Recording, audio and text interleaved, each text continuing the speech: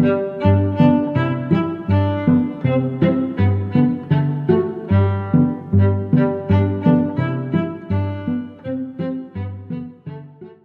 လုံးပဲမင်္ဂလာပါ Superman Channel လေးကကြိုဆိုလိုက်ပါရနော်ဒီနေ့မှာတော့မေမေတို့အတွက်ကလေးမွေးဖွားပြီးချိန်မှာလိုအပ်တဲ့ breast band တစ်လုံးကိုဘယ်လိုရွေးချယ်ဝယ်ယူရမလဲဆိုတာနဲ့ပတ်သက်ပြီး Superman ကဗဟုသုတအဖြစ်တင်ဆက်ပေးသွားမှာပဲဖြစ်ပါတယ်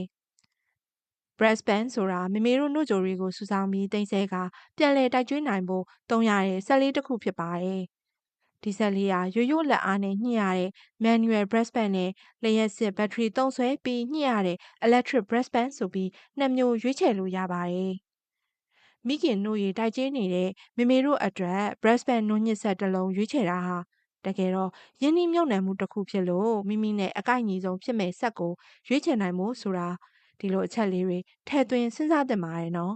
။နံပါတ်1မိမိဘယ်လိုအသုံးပြုမလဲဆိုတာကိုသိချသိသင့်ပါတယ်။လုပ်ငန်းခွင်ဝင်မဲ့အလုပ်လုပ်မဲ့မေမေတို့အတွက်ဆိုရင်တော့အချိန်တို့အတွင်းနှုတ်ရည်များများထွက်နိုင်မှုလိုအပ်ပြီးအားကောင်းပြီးမြန်ဆန်တဲ့ double electric band နှစ်ဖက်ပြိုင်ဆက်ပစ္စည်းကိုရွေးချယ်တင်ပါတယ်။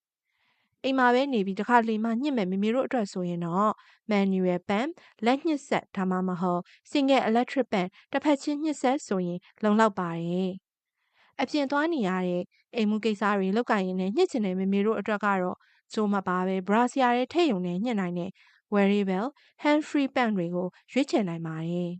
။နံပါတ်2ဆက်ရဲ့စွမ်းဆောင်ရည် session and cycles ဆက်ရဲ့စုပ်အားတစ်ခုတည်းကိုမကြည့်သင့်ပါဘူး။စုပ်ယူစွမ်းအရန်ပြင်းထန်တာတဲ့မိမိနဲ့ကိုက်ညီမဲ့အဆင့်ကိုချိန်ညှိနိုင်တဲ့ adjustable level ဖြစ်ဖို့လိုအပ်ပါတယ်။နှုတ်မညစ်ခင်နှုတ်ထွက်လွယ်ကူအောင်လှုံ့ဆော်ပေးရဲ့ massage mode ပါဝင်တဲ့ဆက်ဟာတာမန်ထက်ပိုကောင်းပိုရွေးချယ်သင့်ပါတယ်။နံပါတ်3 phlegm side နိုဒီကအစွတ်ခွက်အရွယ်အစား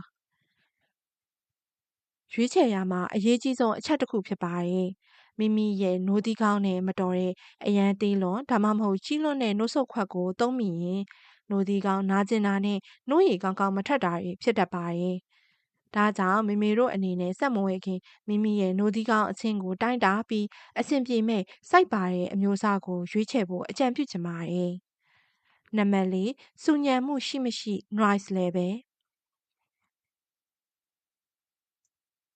ပြင်ပနေရာနဲ့အလုပ်ခွင်မှာဖြစ်စေညဘက်ကလေးအိတ်နေချိန်မှာဖြစ်စေမေမေတို့အနေနဲ့ညှစ်မှာဆိုရင်အတန်တိုတိုနဲ့ငိမ့်တဲ့ဆက် white motor ကိုရွေးချယ်ဖို့လိုအပ်ပါလိမ့်မယ်။ဒါမှသာအိပ်ပျော်နေတဲ့ဘေဘီလေးတို့ကိုအနှောက်အယှက်မဖြစ်စေမှာဖြစ်ပါတယ်။ breast band ရဲ့အတန်ဆူညံမှု level decibel dB ကတော့နည်းလေပိုကောင်းလေပဲဖြစ်ပါတယ်။နံပါတ်5တန်ရှင်းရလွယ်ကူမှု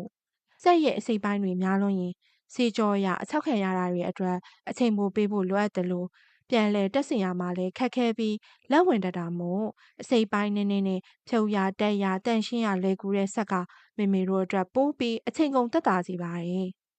။နံပါတ်6အပိုပစ္စည်းနဲ့ဝန်ဆောင်မှုနှုတ်ညစ်ဆက်မှာသုံးစွဲထားတဲ့ဆီလီကွန်ပစ္စည်းလေးတွေဖြစ်တဲ့ valve, diaphragm စတာတွေဟာအပူနဲ့ပိုးသက်တာတွေစီးကြောတာတွေကြောင့်အချိန်တစ်ခုရောက်ရင်လဲလှယ်ပေးဖို့လိုတဲ့အရာတွေဖြစ်ပါတယ်။ဒါကြောင့်ဒီလိုအပိုပစ္စည်းလေးတွေကိုအလဲတကူဝယ်လို့ရနိုင်မဲ့ brand မျိုးတွေကိုရွေးချယ်တာကရေရှည်အတွက်ပိုပြီးစိတ်ချရပါတယ်။အာမခံပါပြီးဝန်ဆောင်မှုကောင်းမွန်တဲ့ရောင်းချသူတန်းကဝယ်ယူဖို့လေအကြံပေးချင်ပါတယ်။မေမေတို့အနေနဲ့မိမိနဲ့ကိုက်ညီပြီးတင့်တော်တဲ့နှုတ်ညစ်ဆက်တစ်လုံးရွေးချယ်ဖို့ဗဟုသုတလေးတွေကိုစူပါမန်ကဝေမျှပေးလိုက်တာပဲဖြစ်ပါတယ်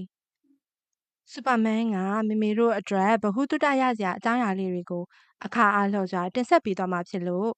မေမေတို့သိချင်တာလေးများရှိခဲ့ရင်လည်းဒီဗီဒီယိုလေးရဲ့ comment မှာရေးသွားပေးကြပါအောင်နော်။အခုလိုနားဆင်ပေးကြတဲ့အတွက်အားလုံးကိုအထူးပဲကျေးဇူးတင်ရှိပါတယ်။